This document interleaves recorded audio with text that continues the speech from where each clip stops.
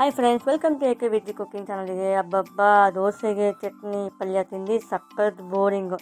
But ಇವತ್ತಿನ special super combination ದೋಸೆಗೆ, ಚಪಾತಿಗೆ ಮತ್ತು ಪೂರಿಗೆ ಅವರೆಕಾಳು ಸಾಗು ಅಥವಾ ಕುರ್ಮಾ.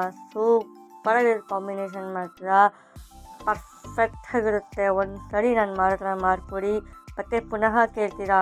ಸಖತ್ತಾಗಿರುತ್ತೆ ಇದು ಮಾತ್ರ. ದೋಸೆಗಾಗಲಿ, ಪೂರಿಗಾಗಲಿ, ಚಪಾತಿಗಾಗಲಿ ಅವರೆಕಾಳು ಕುರ್ಮಾ.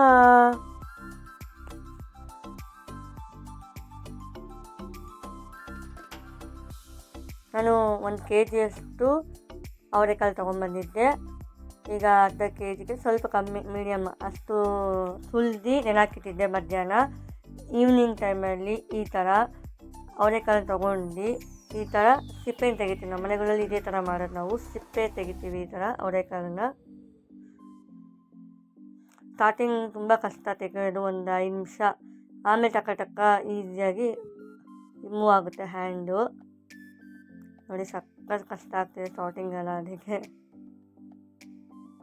ನೋಡಿ ಈ ಥರ ಅವರೆಕಾಳನ್ನ ಸಿಪ್ಪೆ ತೆಗೆದು ಹಾಕ್ತೀವಿ ನಾವು. ಈ ಥರ ಎಲ್ಲ ಅವರೆಕಾಳನ್ನ ಸುಲಿದು ನೀಟಿ ನೆನಾಕಿಟ್ವಿ. ಈಗ ಮಾರ್ನಿಂಗ್ ಆಗಿದೆ. ಮಾರ್ನಿಂಗ್ ನೋಡಿ ಎಷ್ಟು ಕ್ಲೀನಾಗಿ ಫ್ರೆಶ್ ಆಗಿದೆ ಎಲ್ಲ. ಈಗ ಇದರಿಂದ ನಾವು ಸಾಗು ಮಾಡೋಣ. ಗ್ಯಾಸ್ ಸ್ಟವ್ ಮೇಲೆ ಒಂದು ಪಾತ್ರೆ ಇಡಿ. ಒಂದು 4 ಟೇಬಲ್ ಸ್ಪೂನಷ್ಟು ಎಣ್ಣೆ ಹಾಕಿ. ಎಣ್ಣೆ ಕಾದ್ಮೇಲೆ 1 ಟೇಬಲ್ ಸ್ಪೂನಷ್ಟು ಸಾಸಿವೆ ಹಾಕಿ.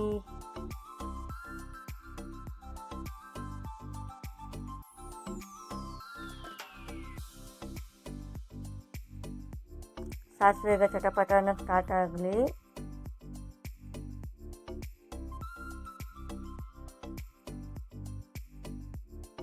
ಆದಮೇಲೆ ಕರಿಬೇವು ಹಾಕಿ. ಅದು 1 ನಿಮಿಷ ಫ್ರೈ ಆದಮೇಲೆ ಬೆಳ್ಳುಳ್ಳಿ ಒಂದು ಫುಲ್ನ ಸುಲಿದು ಅದನ್ನು ಸ್ವಲ್ಪ ಸಣ್ಣಗೆ ಮಾಡಿ, ಅದು ಲೈಟ್ ಬ್ರೌನ್ ಆದ ತಕ್ಷಣ ಅದಕ್ಕೆ ನಾವು ಮೀಡಿಯಮ್ ಸೈಜಷ್ಟು ಈರುಳ್ಳಿಯನ್ನು ಹೆಚ್ಚಿ ಹಾಕ್ತಾಯಿದ್ದೀನಿ. 2 ಈರುಳ್ಳಿನ ಹಾಕ್ತಾಯಿದ್ದೀನಿ. ಅದು ಸಹ ಚೆನ್ನಾಗಿ ಎಣ್ಣೆಯಲ್ಲಿ ಫ್ರೈ ಆಗಲಿ. 1 ಟೇಬಲ್ ಸ್ಪೂನ್ ಅರಶಿನ ಪುಡಿ ಹಾಕಿ. ಎಣ್ಣೆಯಲ್ಲಿ ಚೆನ್ನಾಗಿ ಮಗ್ಗಲಿ. ಈರುಳ್ಳಿ ಬೆಳ್ಳುಳ್ಳಿ ಚೆನ್ನಾಗಿ ಮಗ್ಗಿದ್ರೆ ಟೇಸ್ಟ್ ಸಖತ್ತಾಗಿರುತ್ತೆ. ಇದು ಚೆನ್ನಾಗಿ ಮಗ್ಗಬೇಕು ಈರುಳ್ಳಿ. ಏನಕ್ಕೆ ಈರುಳ್ಳಿ ಜಾಸ್ತಿ ಯೂಸ್ ಮಾಡ್ತೀವಿ ಅಂದರೆ ಗ್ಯಾಸ್ ಅಲ್ಲ ಇದು ತುಂಬ, ಹಾಗಾಗಿ ನಾವು ಈರುಳ್ಳಿಗಳು ಜಾಸ್ತಿ ಯೂಸ್ ಮಾಡ್ತೀವಿ.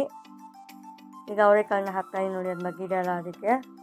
ಅದು ಚೆನ್ನಾಗಿ ಕೈ ಆಡಿ ಒಂದು 3 ಮಿನಿಟ್ಸು ಎಣ್ಣೆಯಲ್ಲೇ ಫ್ರೈ ಮಾಡೋಕ್ಕೆ ಬಿಡಿ ಅವರೆಕಾಳನ್ನ.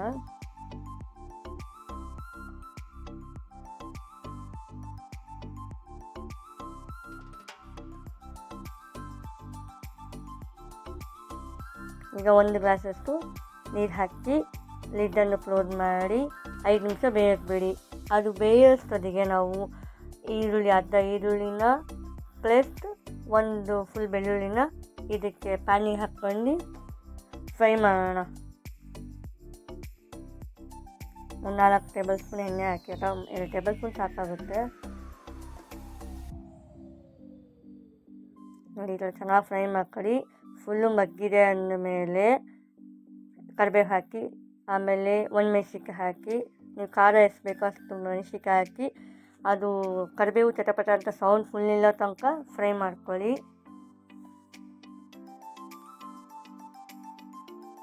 ಇದೆಲ್ಲ ಚೆನ್ನಾಗಿ ಮಗ್ಗಿದೆ, ಸೌಂಡ್ ಕಮ್ಮಿ ಫುಲ್ಲು ಆಗಿದೆ ಅಂದರೆ ಆಫ್ ಮಾಡಿ ಕೂಲ್ ಆಗೋಕ್ಕೆ ಬಿಡಿ. ಕೂಲ್ ಆದಮೇಲೆ ಮಿಕ್ಸಿ ಜಾರ್ ತೊಗೊಳ್ಳಿ. ಒಂದು ಮಿಕ್ಸಿ ಜಾರಿಗೆ 1 ಕೈ ಹಿಡಿಯಷ್ಟು ಒಣ ಕೊಬ್ಬರಿ ಹಾಕಿ. ನಾನು ಒಣ ಕೊಬ್ಬರಿನ ಯಾವಾಗ ಯೂಸ್ ಮಾಡ್ತೀವಂದರೆ, ಯೂಸ್ ಮಾಡೋಕ್ಕಿಂತ ಅರ್ಧ ಗಂಟೆ ಮುಂಚೆ ನೀರಲ್ಲಿ ನೆನಾಕ್ತೀವಿ, ಈಸಿಯಾಗಿ ಬ್ಲೆಂಡ್ ಆಗುತ್ತೆ. ಹಾಗಾಗಿ 1 ಕೈ ಹಿಡಿಯಷ್ಟು ಒಣ ಕೊಬ್ಬರಿ ಹಾಕಿದ್ದೀನಿ.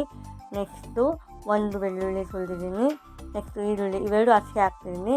ನೆಕ್ಸ್ಟು ಪ್ಯಾನಲ್ಲಿ ಫ್ರೈ ಮಾಡಿರುವಂತಹ ಅದನ್ನು ಸಹ ಹಾಕೋಣ. 1 ಹಿಡಿಯಷ್ಟು ಕೊತ್ತಂಬರಿ ಸೊಪ್ಪು ಹಾಕ್ತಾಯಿದ್ದೀನಿ ನೋಡಿ, ಇದು ಹಾಕ್ತಾಯಿದ್ದೀನಿ. ಈಗ ಏನಕ್ಕೆ ಈ ಥರ ಜಾಸ್ತಿ ಯೂಸ್ ಮಾಡಿದ್ರೆ ಗ್ಯಾಸ್ ಆಗೋಲ್ಲ. ಗ್ಯಾಸ್ ಚಿಕನ್ನೋರಿಗೆ ತುಂಬ ಕಷ್ಟ ಆಗುತ್ತೆ. ಹಾಗಾಗಿ ಅಂಥವರೆಲ್ಲ ಈ ಥರ ಬೆಳ್ಳುಳ್ಳಿ ಜಾಸ್ತಿ ಹಾಕಿದ್ರೆ ಟೇಸ್ಟ್ ಚೆನ್ನಾಗಿರುತ್ತೆ, ಬಟ್ ಗ್ಯಾಸ್ ಆಗೋಲ್ಲ. ನೆಕ್ಸ್ಟ್ ರುಚಿಗೆ ತಕ್ಕಷ್ಟು ಉಪ್ಪನ್ನು ಹಾಕಿ. Next 1 tablespoon garam masala. Next 1 tablespoon rasam ಪುಡಿ ಹಾಕಿ, ಟೇಸ್ಟ್ ಸಕ್ಕತ್ತಾಗಿ ಬರುತ್ತೆ. ನೆಕ್ಸ್ಟು 1 ಟೇಬಲ್ ಸ್ಪೂನ್ ಧನಿಯಾ ಪುಡಿ ಹಾಕಿ. ಇದನ್ನು ನೆಕ್ಸ್ಟು ಗಸಗಸೆ ಹಾಕಬೇಕು. ಗಸಗಸೆ ನಾನು ಮರ್ತೋಗಿದ್ದೆ ಅಂತೇಳಿ ನೆಕ್ಸ್ಟು ಹಾಕಿದ್ದೀನಿ.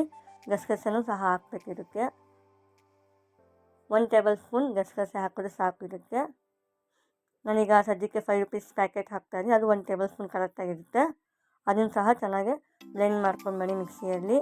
ಅದಾದಮೇಲೆ ನೋಡೋಣ, ಈಗ ಅವರೆಕಾಳು ಬೆಂದಿದೆ ಅಂತ ನೋಡಮ್ಮ. ಈಗ ಆಲ್ಮೋಸ್ಟು ಅವರೆಕಾಳು ಮುಕ್ಕಾಲು ಭಾಗಷ್ಟು ಬೆಂದಿದೆ. ನೆಕ್ಸ್ಟು 2 ಅಥವಾ 3 ಟೊಮೆಟೊನ ಹೆಚ್ಚಿ ಹಾಕ್ತಾಯಿದ್ದೀನಿ ನಾನು ಈ ಅವರೆಕಾಯಿ ಸಾಗುಗೆ. ಇದನ್ನು ಚೆನ್ನಾಗಿ ಮಿಕ್ಸ್ ಮಾಡಿ ಇದನ್ನು ಒಂದು 4 ನಿಮಿಷ ಬಿಡಿ, ಚೆನ್ನಾಗಿ ಟೊಮೆಟೊ ಬೇಯೋ ತನಕ. ಟೊಮೆಟೊ ಬೇಯಬೇಕು. ಈಗ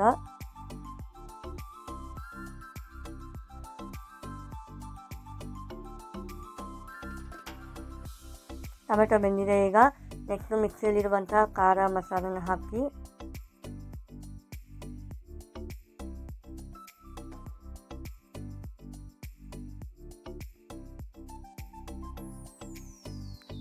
ನೆಕ್ಸ್ಟು ಸ್ವಲ್ಪ ನೀರು ಹಾಕ್ಕೊಂಡು ಮಿಕ್ಸಿ ನೀರನ್ನ ಮತ್ತೆ ಇದು ಕುರ್ಮೆಗೆ ಹಾಕಿ ನೆಕ್ಸ್ಟು ಕೈ ಆಡಿ ಈಗ ಚೆನ್ನಾಗಿ ಕುದಿಯೋಕ್ಕೆ ಬಿಡಿ. ಏನಕ್ಕೆಂದರೆ ಆ ಮಸಾಲ ಅವರೆಕಾಯಿಗೆಲ್ಲ ಚೆನ್ನಾಗಿ ಇದಾಗಬೇಕಲ್ಲ. ಚೆನ್ನಾಗಿ ಕುದೀತಿದೆ. ಈಗ ಇದಕ್ಕೆ 1 ಫುಲ್ ನಿಂಬೆಹಣ್ಣ ಹಿಂಡ್ತಾಯಿದ್ದೀನಿ ನಾನು. ಅದು ವೀಡಿಯೋದಲ್ಲಿ ಕಾಣಿಸ್ತಿಲ್ಲ, ಬಟ್ ನಿಂಬೆಹಣ್ಣು ಹಿಂಡಿದ್ದೀನಿ ನೋಡಿರಿ. ಈಗ 1 ಫುಲ್ ಹಿಂಡಿ, ಖಾರ ತಕ್ಕಂತೆ ಹುಳಿ ಇರಬೇಕಲ್ವ, ಹಾಗಾಗಿ 1 ಫುಲ್ ಹಿಂಡಿ 1 ನಿಮಿಷ ಕುದಿಯೋಕ್ಕೆ ಬಿಡಿ.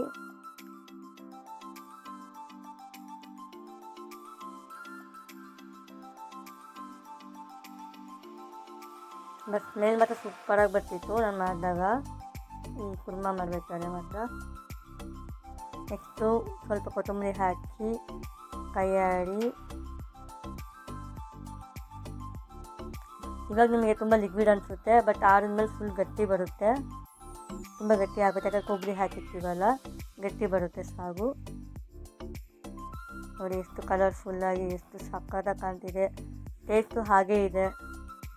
ಈಗ ಲಿಡ್ ಕ್ಲೋಸ್ ಮಾಡಿ ಆಫ್ ಮಾಡಿ ನೆಕ್ಸ್ಟ್ ಇನ್ನು ಸರ್ವ್ ಮಾಡೋಣ.